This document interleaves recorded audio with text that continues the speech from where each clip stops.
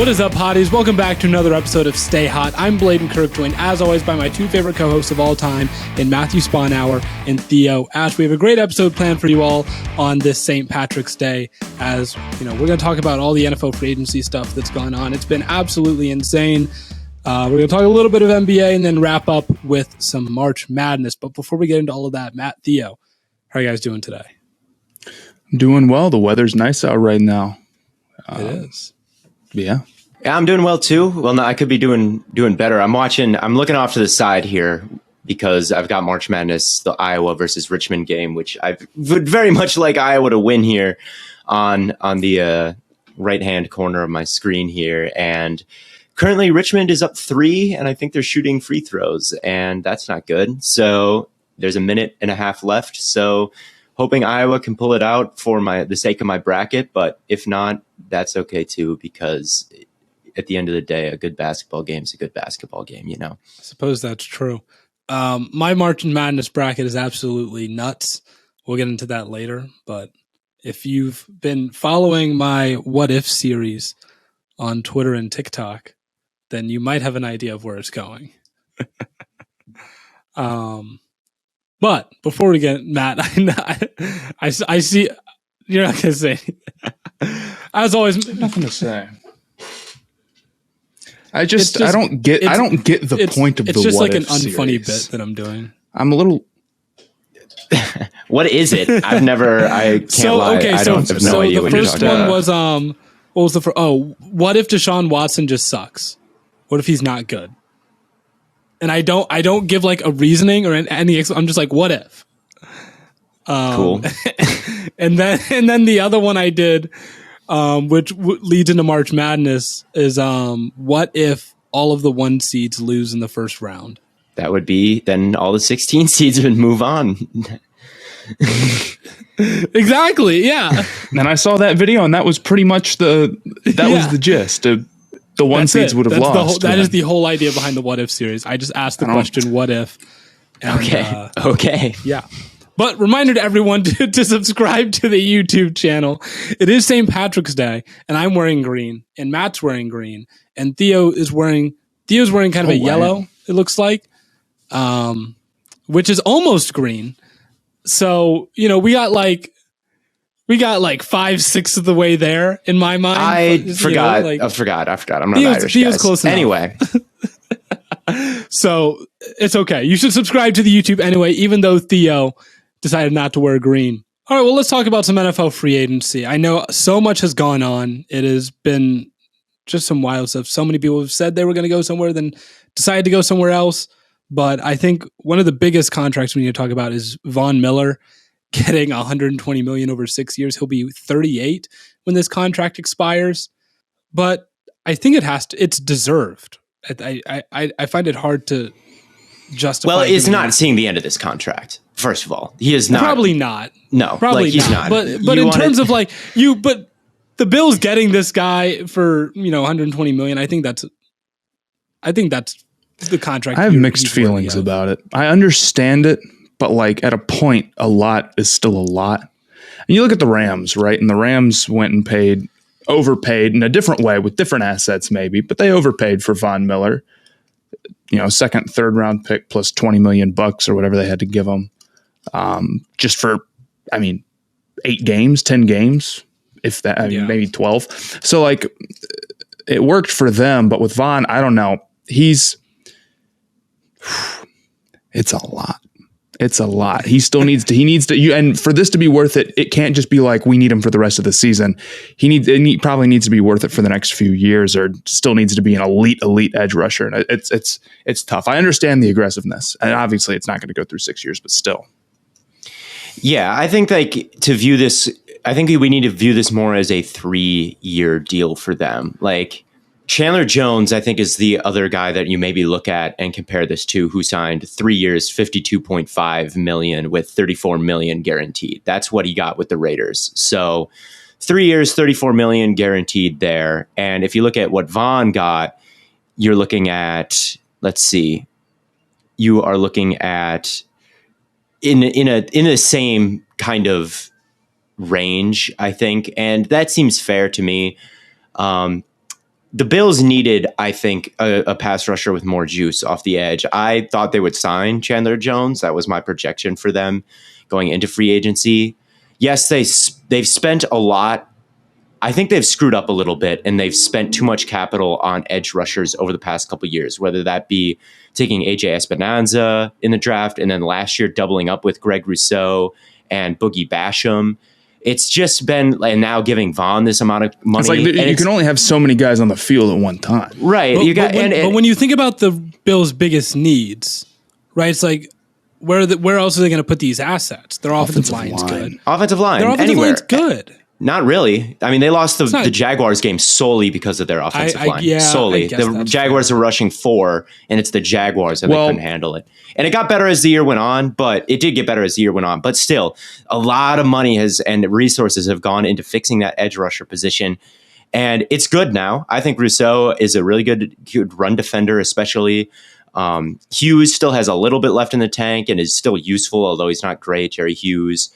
And now Von Miller, who was a key part to the Super Bowl run. I thought he still was playing well, but still, it's just a lot of effort to shore up that position and a lot of resources to shore up that position when maybe a couple of those moves didn't need to happen and they could have gone elsewhere. So I don't hate it.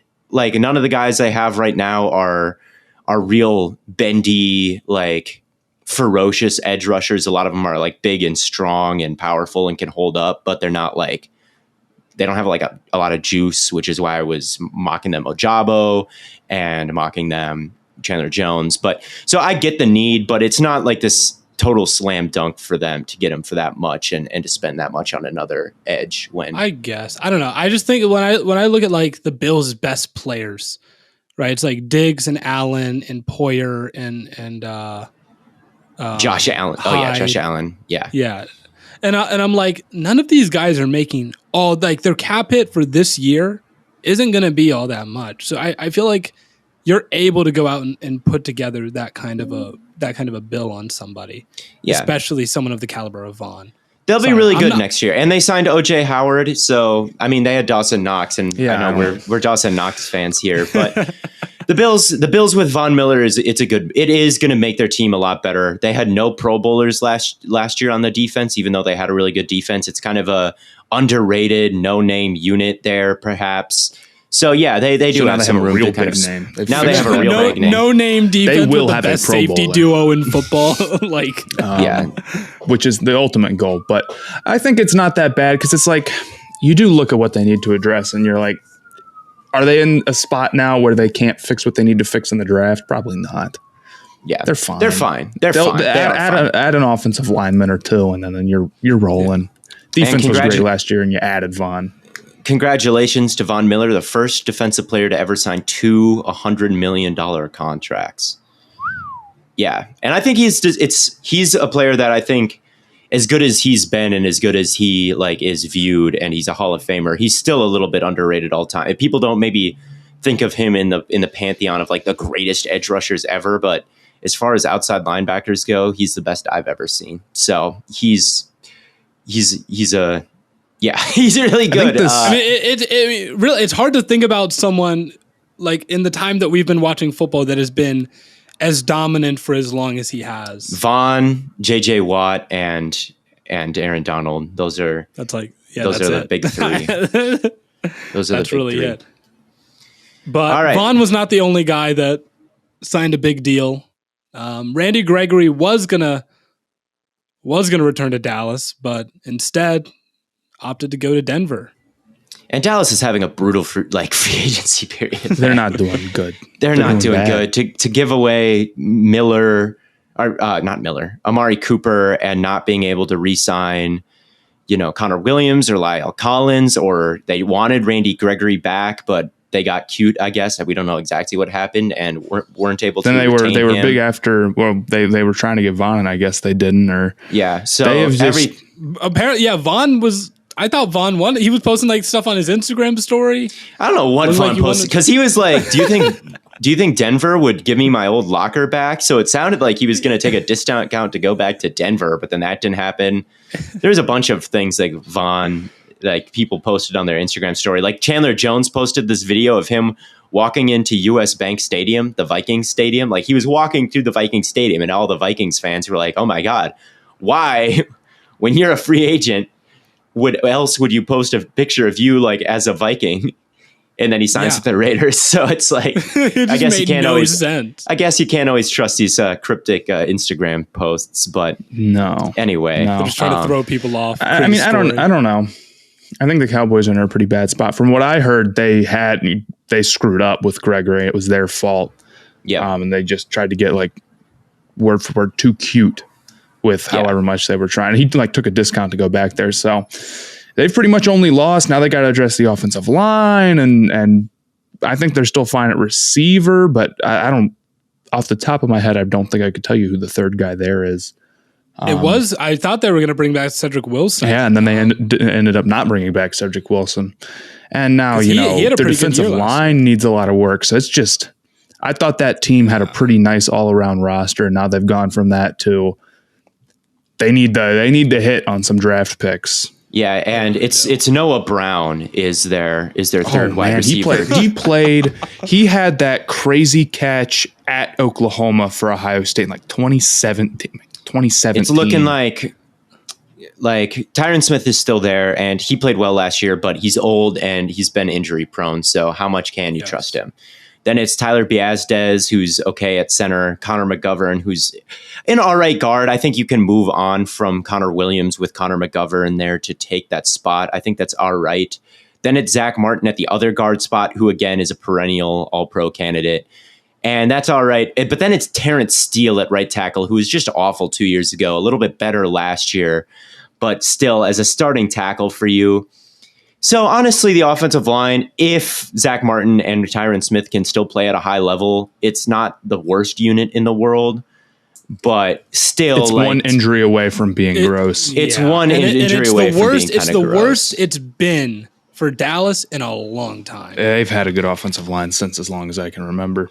And if Trayvon Diggs doesn't have the season that like the pick numbers that he did last year, they're not closer to winning the Super Bowl now than they were before the offseason. They certainly are not. It's hard to think of a team that is like a lot of teams improve on paper and then don't actually get better. So when your team gets worse on paper, you're in trouble. And the Cowboys have gotten significantly worse on paper. I don't trust their coach even still. If you didn't get better, you got worse. That's my mantra. If you didn't get better, you got worse, which I think most people would agree with that. Smith has played 13 games the last 2 seasons. Yeah, it's rough. It's rough. And from the Broncos, I like what the Broncos have done in free agency. Obviously, you've got the quarterback now. You've got Russ. Hey.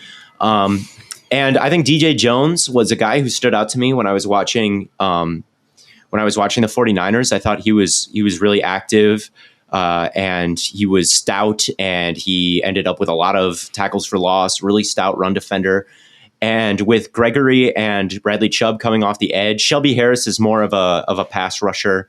Long arms let him do that, and bat passes down. More of someone who's going to affect the game in the passing game than the running game.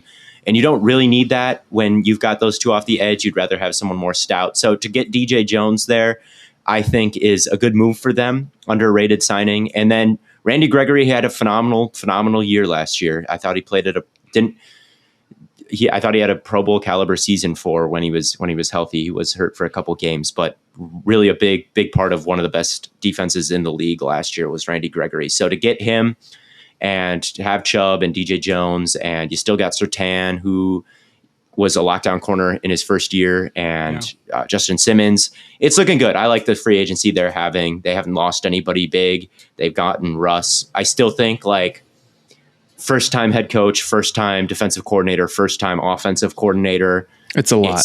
It's a lot in that division to overcome to win a Super Bowl. But like, I feel like I've been a little bit too negative on them.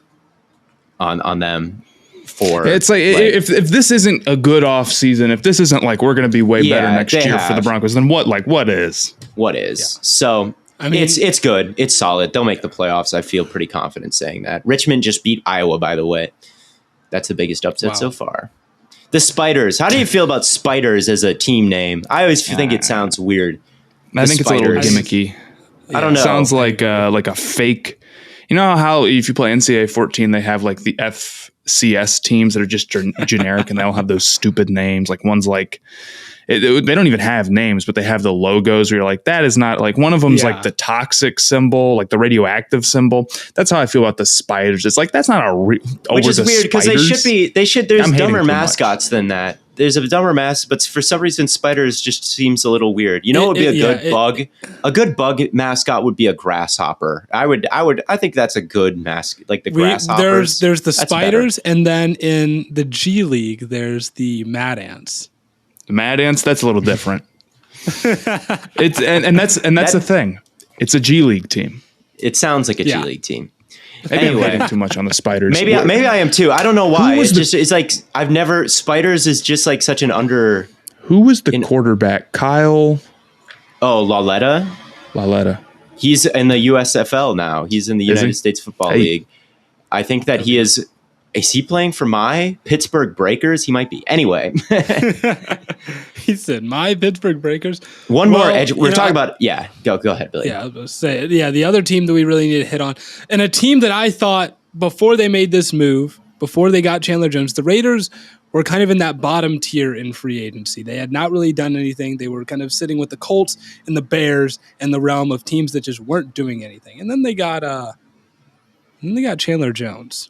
But they gave up Yannick Ngakoue, and it's like, okay, it's like I think you're willing to. They went from Ngakoue and Hayward to Rock Ya-Sin and Yassine, my bad, and Chandler Jones, and it's like, dude, every other team in your division is like trying to win the Super Bowl right now, currently, and I don't know if the Raiders like they're not going to be a bad team. They're still going to be good, but it's like. For me to be really excited about them, I feel like they need to do something even more than this. This is a little underwhelming, and I thought that they had a lot of cap room, and they had the opportunity to go out and get guys and compete in a stacked division, and I anticipated them to be one of the biggest spenders in free agency, and they just haven't been. And it's like there's a world where maybe they still sign Tyrann Mathieu. There's a world where I thought they were going to sign JC Jackson. And if that happened and maybe they got like a wide receiver and JC Jackson and Tyrann Mathieu and draft like someone like Devontae Wyatt in round 1, where it's like, okay, this is that's a really good, strong offseason for them. But I just don't think they've lived up to that. And it's hard for me to get really excited. I don't know. The Raiders are a confusing team. They brought back Max Crosby, which was good. That was good. Obviously, you had to do that. That was a good thing to do. But then the only other thing they've done is, basically just swap edge rushers and corners for like just a different brand of what they were already doing. And it's like it doesn't make a whole lot of sense. It's not like they were in a position to go all in and they didn't do it, but it also doesn't really feel like they're tanking or like they're trying to like rebuild or anything. I don't know. They had really to be pretty perfect to avoid this no man's land in this division. I don't know. You're just in a really tough spot with where they're at. And, they were a playoff team last year. People forget it. They won 10 games and they're a formidable unit, but it's just tough. It's tough in the spot that they were in to win the offseason. If you're the Raiders, they would have had to play everything perfectly, and I just don't think they did play everything perfectly. So it's not like this disaster. The big thing that they really need a receiver. That is such a need. I think Bryan Edwards with more of a role will do well next year, but Bryan Edwards was going to break out last year. Bryan Edwards had a much improved season last year. He did good, and I know he didn't have a crazy year or nothing, but he had like 600 yards on he did a lot of work with the targets he got, I thought. I guess. Okay. Yeah, I think like they need to shore up the defense in the first round just because of the quarterbacks in that division. Like, you're just probably not outpacing. Like, I don't know. It's just a silly decision for me to like with Derek Carr to like be like, we're going to try to beat these teams by outscoring them. I think you've got to like really shore up the defense and try to stop that. I don't know. Or maybe you just can't stop them. There's not a lot of answers. At the AFC and I'm like, okay, Bills, Ravens, some team from the AFC South, all of the teams in your division, and then like Bengals, and it's like that's 8 teams right there. Or that's 7. Here's the thing: if I'm Derek Carr, I'm not feeling very safe right now in Vegas. You know where I'd feel a heck of a lot better? Oh. Listen, man, future Cleveland Browns legend Derek Carr. Before we get into Baker, I want to talk about the Yannick trade from the Colts perspective 1 second, which I think was a good trade for them because Yannick is making $13 million this year. And I've had my problems with Yannick Ngakoue because I think he's just kind of a speed rushing merchant and he's not really great against you and the Yannick run. Have had your differences. We've had our differences, me and Yannick, but like the same deal is like Hassan Reddick, who's making more money than him, and Harold Landry, who's making substantially more money than him now. And to get him for $13 million, and they were probably parting with Rock Yassin, that he probably wasn't in their long-term plans after this year. So to get rid of like a mid corner for a good edge rusher, like a good pass rusher at a good price to go alongside it'll be a Kwity. Good compliment. It'll be a good Kwity compliment Paye takes a step. DeForest Yeah. Buckner and Kwity Paye. Yeah, if Kwity Paye takes a step, it's Buckner. You know, that's not a bad front seven or a bad. I don't disagree with your take, although Hassan Reddick is getting paid more because he's better. In my Fair. I mean, I and Reddick actually, we don't have to hit on it. The Reddick deal for the Eagles, very strong. $15 million a year for a guy who's racked up double-digit sacks. I think the Eagles have done a a pretty good. Two years in a row. The Eagles getting Reddick, I like that move a lot. I can tell you for a fact that it's not just like a scheme thing. He is legit. He's legit. I mean, a lot of Panthers fans say that he was our best edge rusher last year over Brian Burns. So yeah, and he proved it. Like his year on the Cardinals, where he had a bunch of sacks. I think he was a little bit on like fraud watch because there weren't a lot of pressures, and there was one game where he had like 5 sacks. So like outside of that game, like the production wasn't quite as good, and he didn't have much of a mark. Like outside of that one game where he just went absolutely bonkers bananas. But there was a little bit of concern there where it was like, okay, is this real or is this just kind of like a fluky season? How far in that direction can you go before teams just like completely like, let's say you have a double-digit sack season, but it's because you had 10 sacks in one game and then no other in the rest of the season. That would be worse. I think that would be worse for me. If, like you had one. Yeah, I don't know. I don't know if that would be show game. I don't know, but What if you were to break the sack record, but it's because you had 24 sacks in one game? Oh my God! I think if you that would be crazy, Blaiden. That would be crazy. I don't think it's possible. I think if you had a sack, there's not going to be 24 passing attempts in a game where they're getting sacked literally every single time. You're right. It would be impossible. Oh my God. Anyway, if you watch, I went back and I watched the playoff game between the Eagles and the Buccaneers once they signed Reddick. And I know Josh Sweat is a speed rusher and he was hurt on that game, but like watching Derek Barnett and Ryan Kerrigan off the edge was just slow. It was just like slow, big guys. And it's like, I'm sure when they were watching that, they were like, we need to inject a little bit of juice, and you gotta have some juice. And Reddick brings that, man. That was, I mean, probably the best part of the Panthers all last year was their edge rushing. So I thought for $15 million a year for a guy who's gotten double-digit sacks in a row, that's pretty strong. They also let go of Fletcher Cox today, whose pressure numbers have really plummeted over the last 4 years. But I think he can still be useful in like a third down role. He's not this horrible player, in my opinion, but definitely not super shocking to me considering how he's dropped in production and his cap hit.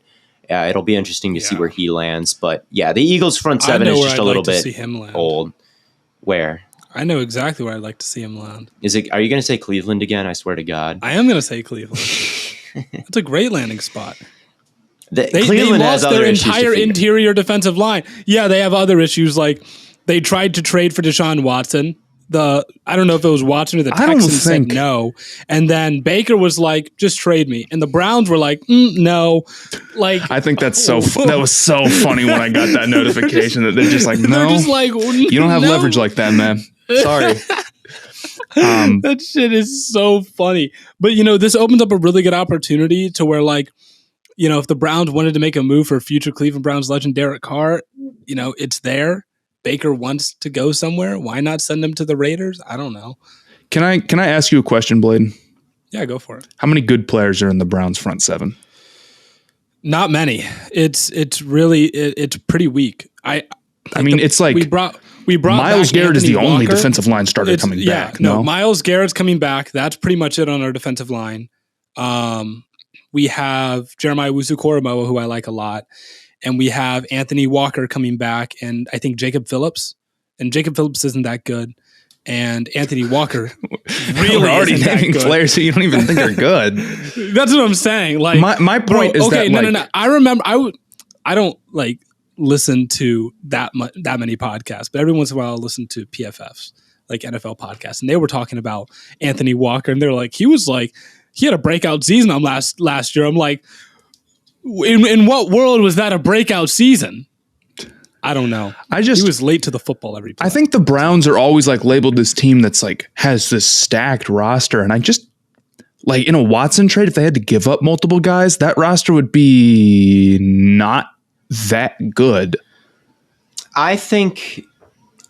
Let's see. I think It's that good. you are. It's good. I do think like with Watson, they could be contenders. I think Amari Cooper is a good wide receiver. Outside of that, it's a little bit rough, but they do still have a really good offensive line and a really good running game. And with Watson and Amari, you'd have a really good passing game, and you'd have the opportunity to have a top offense. And if you have a top offense, you're making the playoffs, point blank, period. Yeah. On top of that, I do like their cornerback duo potentially of Ward and Newsome. Really, it's like a trio. Greedy had a breakout year last year. We want to talk about Browns defenders that had a good year last year that no one expected. Greedy Williams. And they're not bad really everywhere, but then it's like if you're trading for Watson, you don't also keep everybody on the roster. That would be another part of their problem. And they'd probably have to get rid of Baker, and it would probably cost something to give up that. So, yeah, I don't know. The Browns are in a tough spot. They really are. It's the most confusing the Browns have been probably since 2016, 2017. I don't know. It's not a mess. Like Baker's not good, so the fact that Baker wants it's not a mess. The fact that Baker wants to be gone is like not necessarily a bad thing for them. I do think it's a little funny. It's like he requested a trade and they said no, but like I kind of thought it would be like, yeah, you didn't have to ask, man. Yeah, no, I don't know. Don't worry about it, because it seems like they had already decided to move on, and then he requested the trade. And now they don't want to. Yeah. My take is that if you're a Browns fan, you don't want Watson to go to the Panthers. If he goes to the Saints, Jameis might be available. If he goes to the Falcons, Matt Ryan might be available. I think both those guys would be upgrades. They would be. I guess that's fair. Matt Ryan's still good, man. Matt Ryan to the Eagles, Matt Ryan to the Browns, Matt Ryan to I liked him to Washington, but I guess that's not happening. So Matt Ryan is still a good quarterback, which is why the Falcons really confuse me, because it's like, man, that offense sucks major ass. Like, dude, I think you said terrible. In a video, you were like, they don't have they have the worst receiving core. Dude, they don't have a receiving core. I think, is Frank Darby not their number one at the moment right now? No, it's Zacchaeus. Zacchaeus is high on Darby. Right? Yeah, because Russell Gage is gone. Calvin Ridley's like toast. Yeah. So yeah, I don't know why that would be like, and they probably have to give up Terrell because he's like, or Grady Jarrett, who are their only two really good defensive players at this point. So if they don't have Terrell and they don't have any picks and they don't have any linemen outside of like Chris Lindstrom and they don't have any quarterbacks, it's like wide receivers. It's like, what are we doing here outside of Pitts? Like literally, what are we doing? What are we doing here with Deshaun Watson? It wouldn't be scary at all. And dude, what are they doing with Matt Ryan? Why do they feel the need to do this to him? Go trade him for a second round draft pick or whatever. And then like, I don't know. I would keep my pick. I'd trade back and try to like fill some holes because there's a lot of them there. Like I'd trade back from where you are with the number 9 spot. You know, Matt Ryan's making an ungodly amount of money, so probably don't trade him and take that dead cap. He's still good. So just like keep him around, try to rebuild the rest of the offense. And then like, if the opportunity comes when it makes sense to replace him, obviously that player probably won't be Deshaun Watson, but I just don't see how that situation would be much different than the Texans. The Texans have as much talent as at least they have Brandon Cooks, right? At least they have Laramie Tunsil. I mean, I think there's a lot of teams who are kind of like maybe they should just punt on the next season, and you can never do that. But I don't see how the Falcons can get to a competitive point. Their quarterback is 36 years old. If there was a team that was going to say, we're probably not going to be good this year, let's just do our best to get some young guys in here, see what happens, and then go into the next offseason with a bunch of money and a really high pick, it would be Atlanta. Yeah. Yeah. And the Browns. Atlanta's been in this weird spot for a while now. It's what happens when you lose the Super Bowl. It's like this almost every year. Losing the Super Bowl is just... It's like that. Well, that's the thing. It's like that for every team every year, man. Every team is probably like a little mid. There's only any given year. There's only like 8 Super Bowl. Okay, contenders. but you think about. I want you to think like Atlanta has been exceptionally mid since they lost that Super Bowl. They're not mid. They just suck. They're not even mid right now. They've been a bad team. They've been a bad team. They don't have any talent on their defense. But that's how it's the ebbs and flows of it. You know.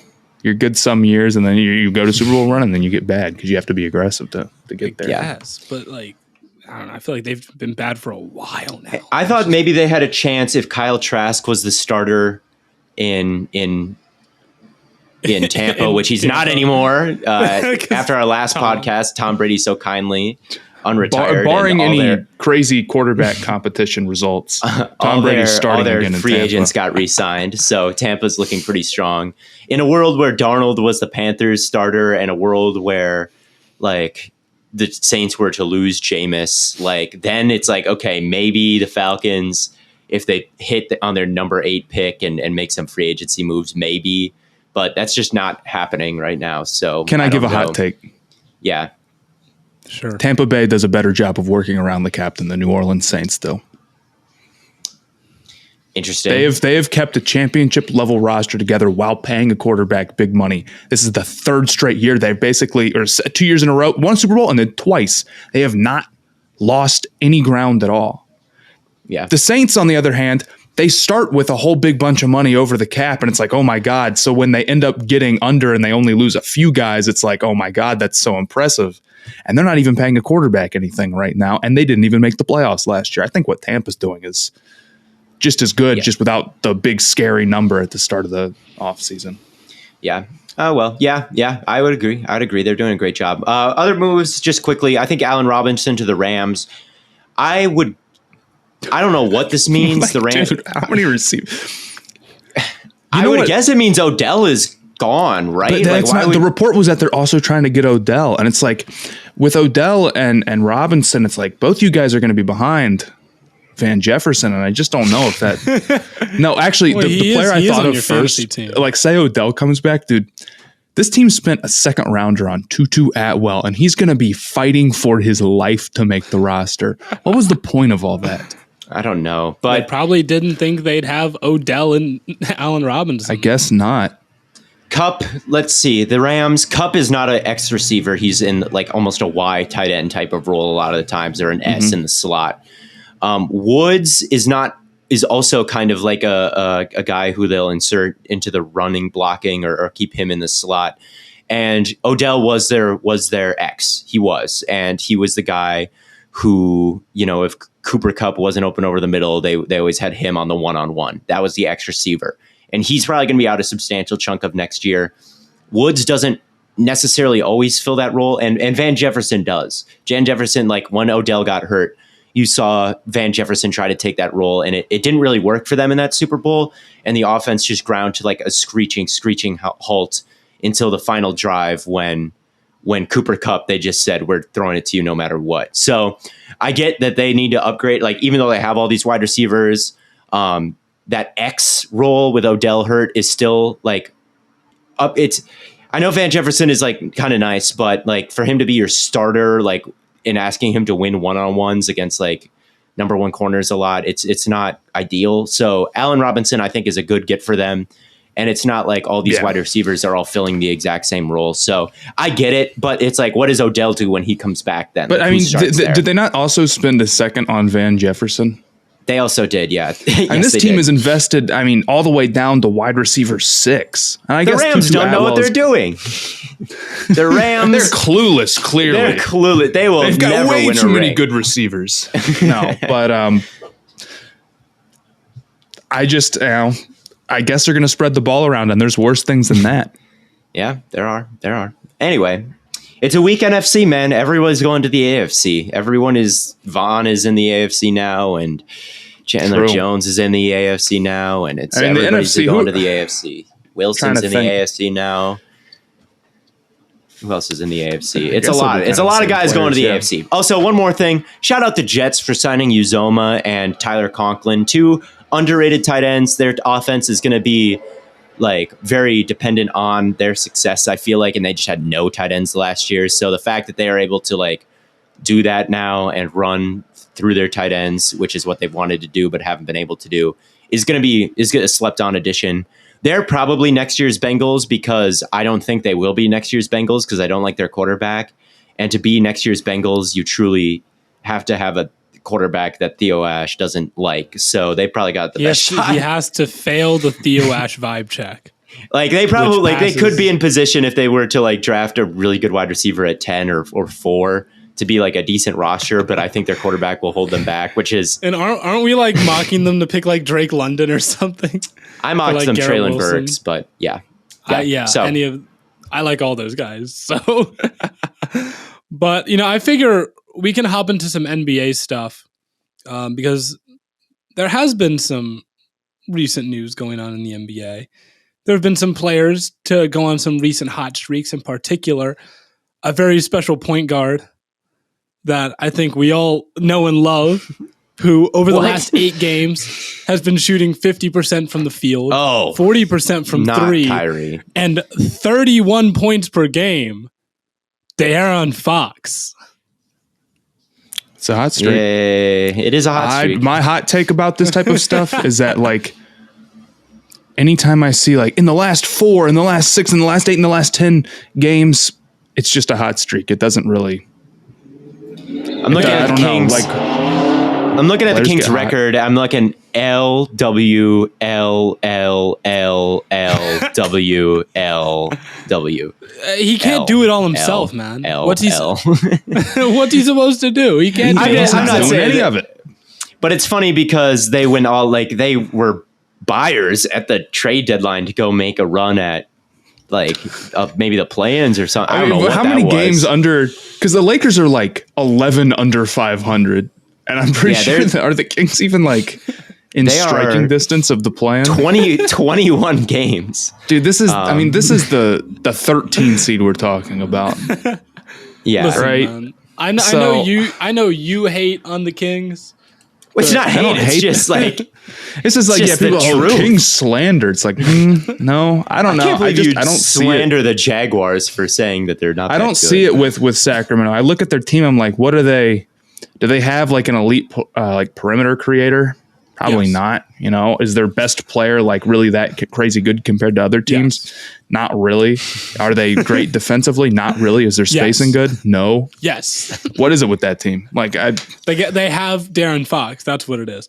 And really, they should just free De'Aaron Fox at this point. He needs to go somewhere where he can win.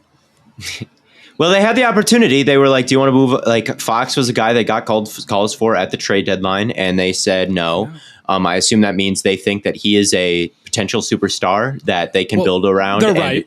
Yeah. And so I'm sure it's nice for them to see him doing these things, because this is the things they expected from him, and they want him to do this every night, and they want him to do this over the course of a full season, because that's probably what they think of the guy. If they didn't move on from him, they wanted Halliburton instead, is they think that this is a dude that they can really build around.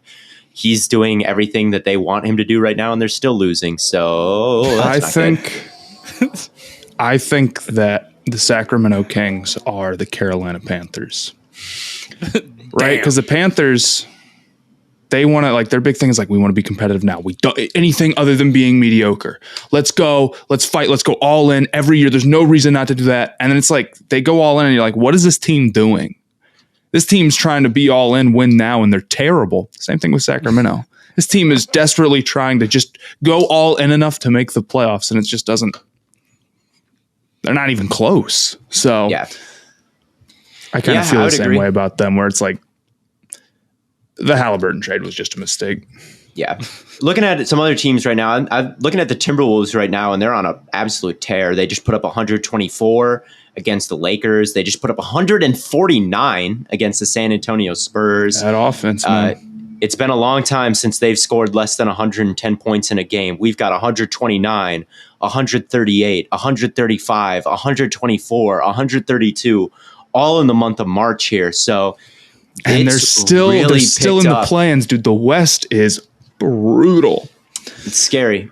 But like they're a 7 seed right now. Them against the Grizzlies would be a great series. It would be a great series, and I think they could win that series as high as I've been on the Grizzlies. 9-1 in their last 10. It's scary. It's scary. And we talked about this a little bit on our NBA live stream on Wednesday, Matt. I'm really excited to see. People, I think, don't realize, or maybe they do realize, but D'Lo is a player that I think is kind of reinvented himself into, he's averaging a career high in assists right now. Like you said, he's a defensive leader now. He's not on the Lakers. He was like this kind of like hot shot. I remember like he invented the ice in his veins, and he was a really like prolific scorer, and that's what he was viewed as. But I think his game is really matured, and he's a more mature player now. And you see what that's unlocked in his offense recently. So I'm really excited to see him. I think you need, like, talked about it over and over again, the need for like a prolific playmaker at point guard and how useful that is. He can be that now, and that's great for him, and it's great for the Timberwolves. And obviously, Cat just dropped 60. So, well, really you got a lot of question marks with this team, though, in the playoffs. I mean, what is Anthony Edwards going to do? Which I think, I'm not saying that he's been bad or that he's been holding the team back, but if you were to say, like, where is this team going to get better from? It's going to be Anthony Edwards taking that next step, because I don't feel like he's done it as much as he possibly could have this year. Now he's going to be going, he's 20, 21 years old. They're going to go in the playoffs. He's going to play in a big series. How's he going to play? Karl Anthony Towns he's played in one series a long time ago, so I'm not holding it against them. So in that sense, he's never really been like the alpha in a series, so he's going to have to go do that.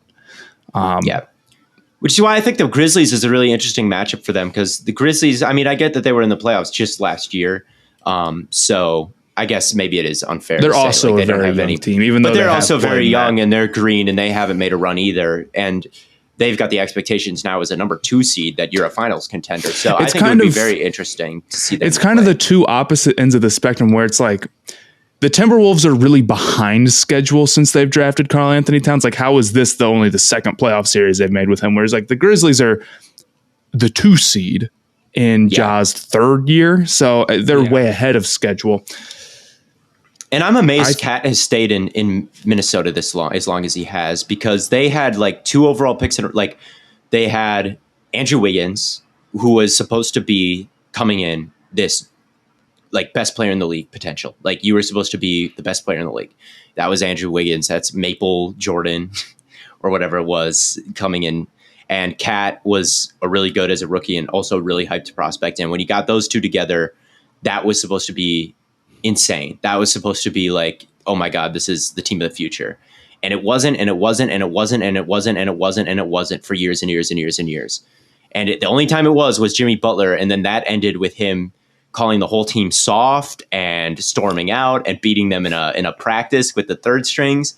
And man, most NBA stars are out of that situation. They like ASAP. They are just out of there. Like, I'm not dealing with all this if you're Cat, but he has, and he's one of the longest tenured NBA players with their team, probably in the league at this point. Yeah. So it's crazy to think about. It's crazy to think about. But it's definitely true. Who would you like? Me personally, I think it's really popular to pick the Timberwolves over the Grizzlies if they play in the series, but I would still take the Grizzlies. I think the Grizzlies have the best player in Ja Morant, and I think they've got the defense, and they do have a little bit more experience. So the Timberwolves are really dangerous for them, like really dangerous, and they would be a popular upset pick, and it wouldn't surprise me, but I probably would still take the Grizzlies. But man, it could go either way. That's a really hot Timberwolves team right now, and I'm excited to see them. The other team we should probably talk about is Brooklyn. I know Kyrie recently dropped 60. I wish he could drop more, man. They got to stop taking these guys out. I want to talk about the Mavs. Okay. We have not talked about them. We have not talked about them very much at all. I was low on them before the season. I thought Luka if he didn't like Rick Carlisle, he really wouldn't like Jason Kidd, who is not gotten glowing reviews as a head coach is in his time on the Bucs and was kind of like an overlord and really, really hard. So I was kind of low, and I thought Luka was kind of their only dude after Porzingis. And that's exactly what their problem has been for a long time, right? It's like you can be however good you want to be.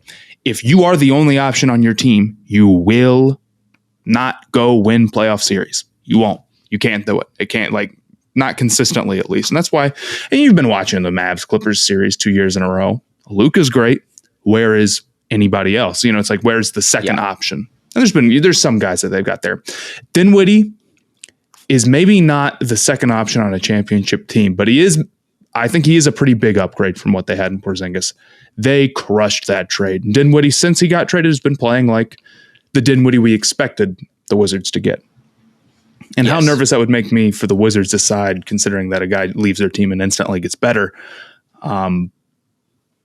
Last night against the Nets, who, granted, were beat up. This is not anything to do with the Nets, but you got down to crunch time. Last shot,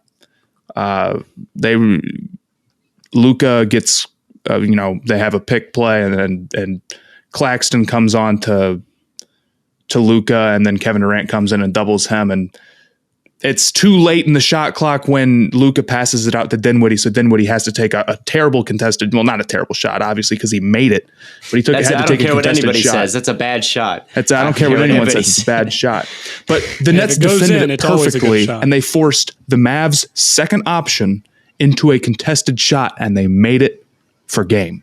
And if you can get stuff like that to happen, if Dinwiddie can play like that, Mavs fans who are like, we can make a serious run in the playoffs, are right. They do have a chance to do it. That's what's been missing from the team. I mean, they've won what, 8 or 9 of their last 10? They're balling. They're balling. And Dinwiddie was a trade. I think we laughed it off, or we didn't think it was all that important because Dinwiddie was playing so bad on the Wizards.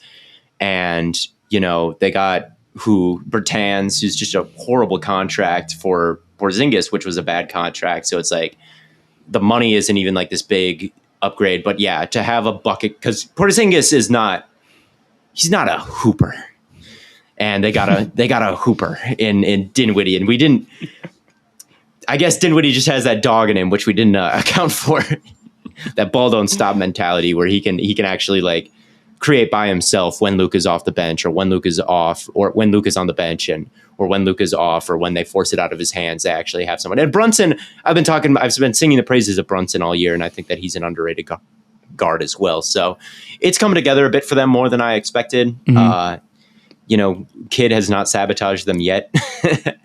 So I agree with you, Matt. Like, that was Absolutely. One of the teams I was definitely wrong on before the season. There's a lot of teams I was right on, though. Are you concerned about the Bulls at all? They're on kind of a downswing recently. They're beat up. Yeah. I don't know. We talk a lot about like how good is the Bulls' best player compared to other teams that are contending for a title. It's not that great. It's not that great. And do they have a path to getting like a better best player?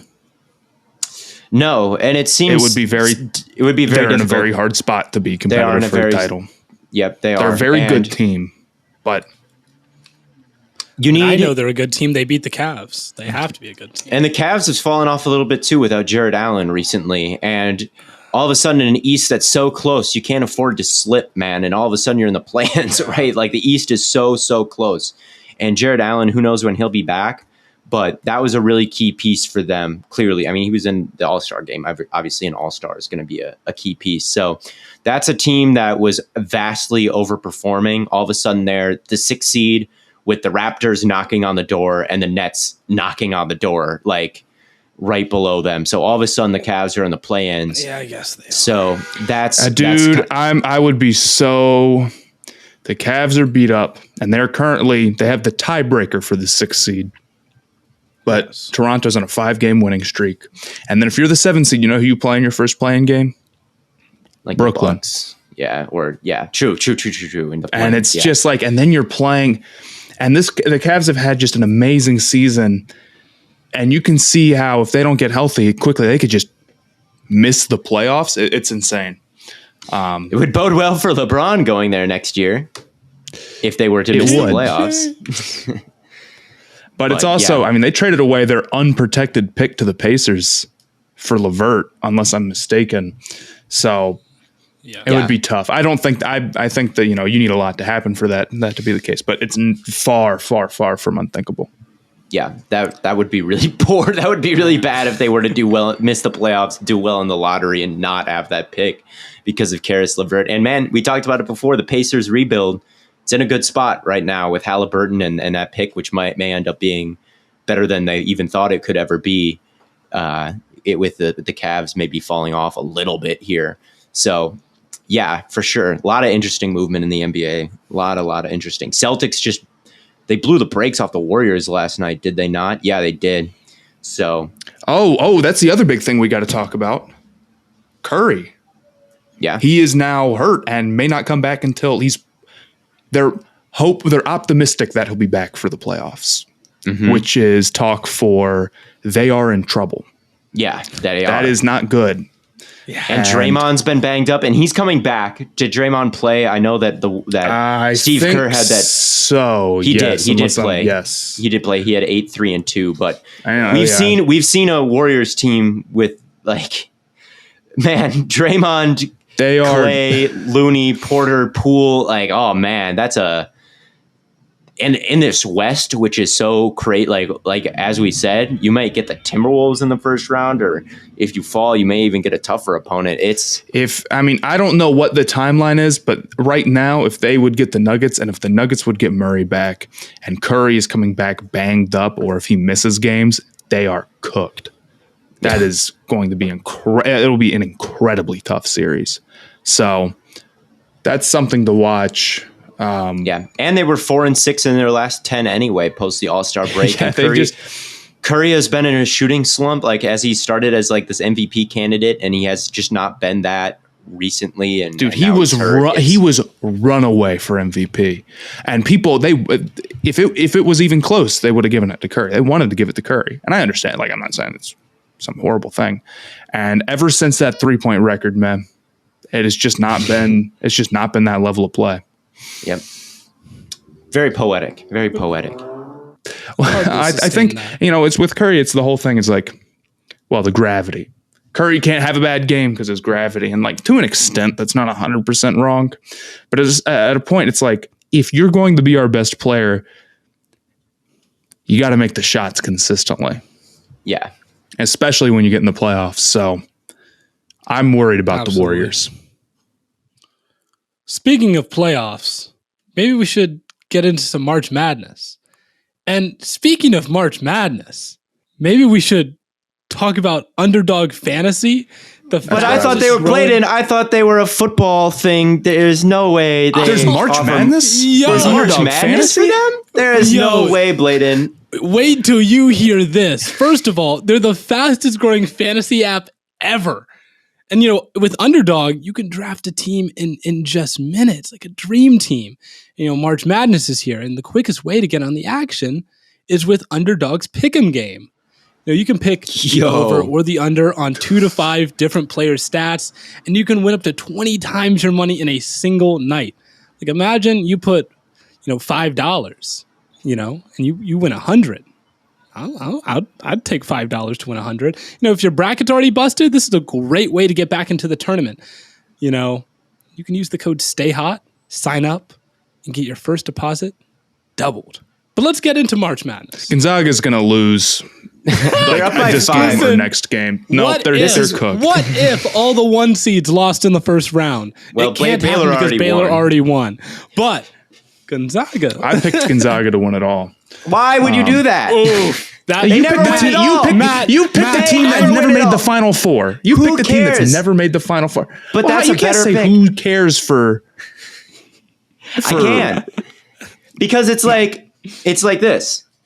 Notre Dame at this point, if they're in a big game, they're just simply not winning. Because they're simply fraudulent, because they simply do not play in a conference and get a Mickey Mouse bid every single year, right? That is Gonzaga. And if Notre Dame in a playoff game was all of a sudden playing this completely different thing. very upstart team that Completely also didn't have playoff success, you pick against Notre Dame because you know that they're frauds and the upstart team is the upstart team, and it's this with Gonzaga, they're the 1 seed every year, man. They're they have this ridiculous the difference record is that every Gonzaga, year. the only reason why you would consider Gonzaga's last year, they did great in the tournament. Making it to the national title is fantastic. It's only bad if you are the number 1 overall seed, and even then, it's just because it's Gonzaga. No other team would be considered negative. With Notre Dame, they've not won a BCS bowl ever. That's a lot different. That's a lot different, you know? It is different, but Gonzaga, to have the expectations to win, imagine if Duke had 0 titles. That would be, I think they have a title, right? Duke's won things before, right? I don't know that much about college basketball. All I know is that Gonzaga never wins the whole thing. Gonzaga never wins. They're the most fraudulent. Even though they have the most playoff wins in the last 20 years. So they do win, but they don't win the whole thing. So and this year's team is, I think, worse than last year's Gonzaga team, even though they have Chet Holmgren, who's a big star. And they'll probably end up winning this game. They're up by 6 against a 16 seed. So it would be a massive joke. Don't jinx. Look,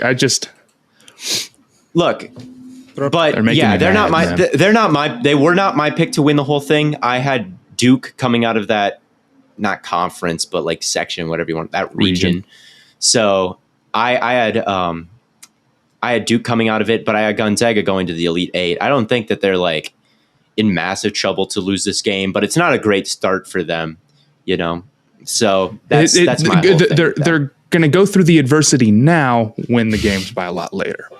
I mean, this is a smart strategy by Gonzaga. We've definitely seen championship teams not just, they don't just blow out their first round. No, it's really not the end of days. I'm just you're just nervous. If they lose, I would like my bracket not to get busted on a 1-16 matchup on day 1. That would be tough.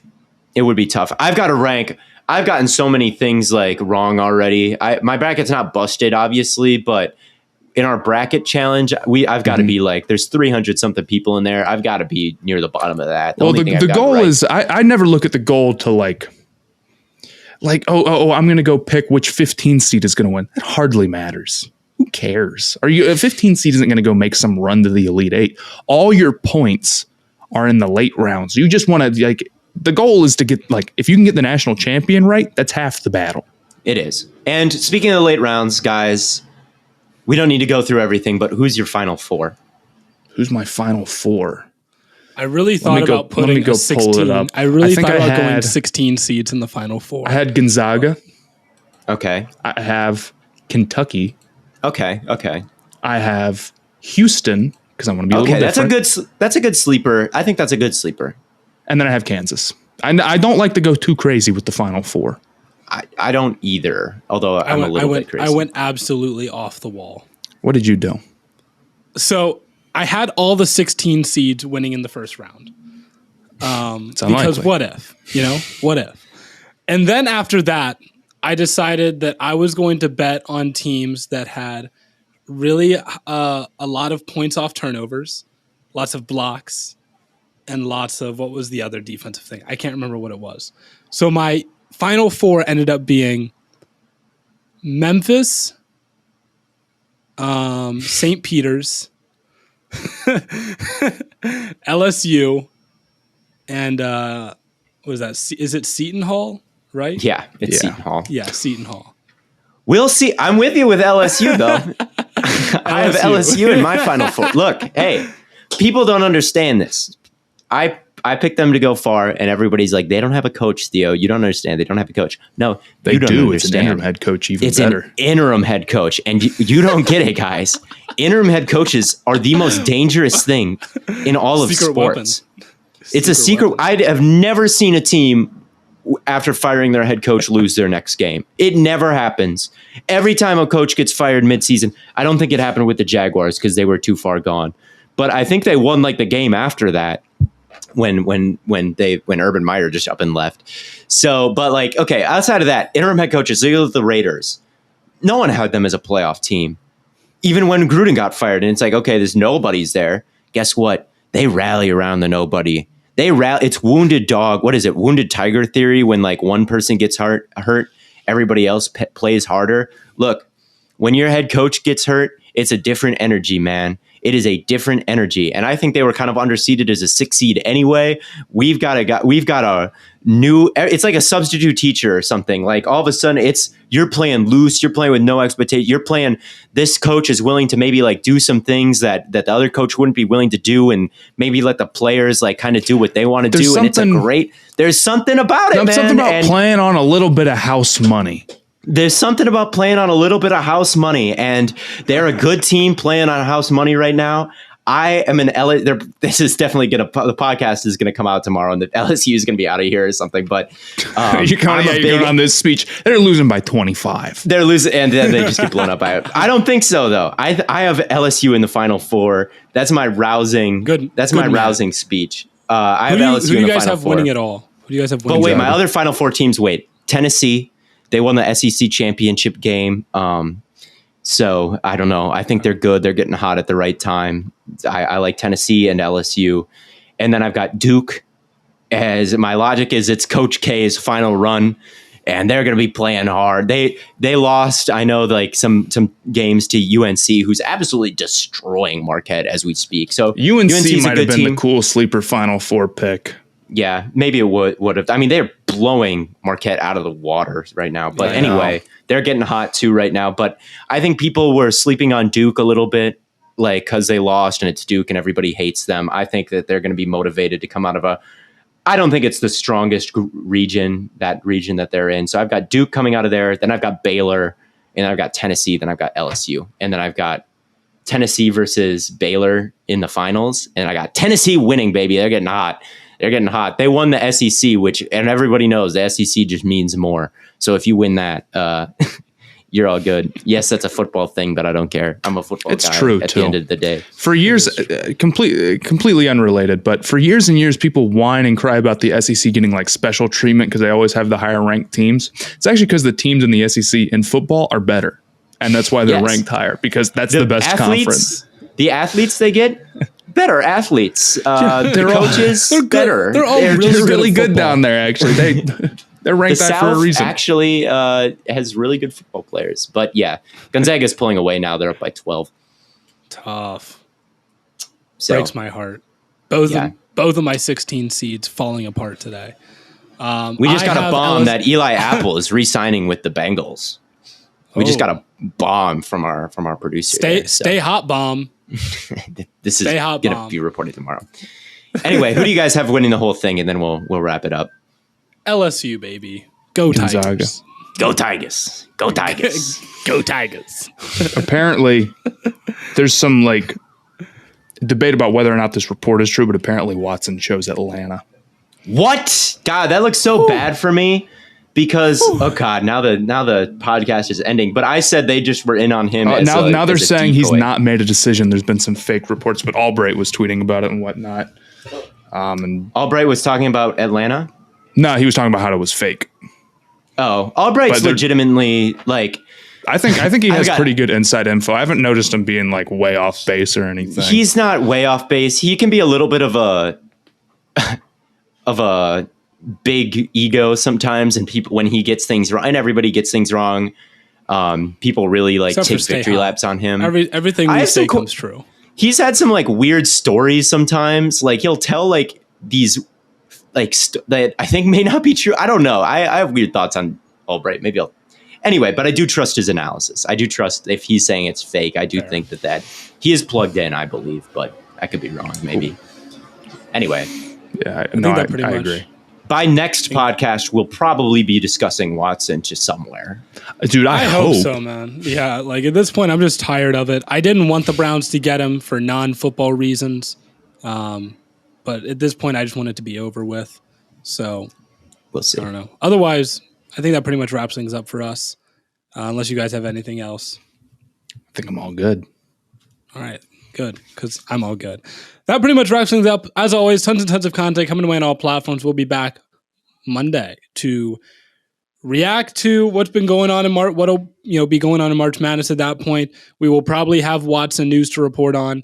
Don't miss out on all the great content coming away on all platforms. And as always, from Corn Boy, Bird Boy, and Lemon Boy, we will catch you all on the flippity flop.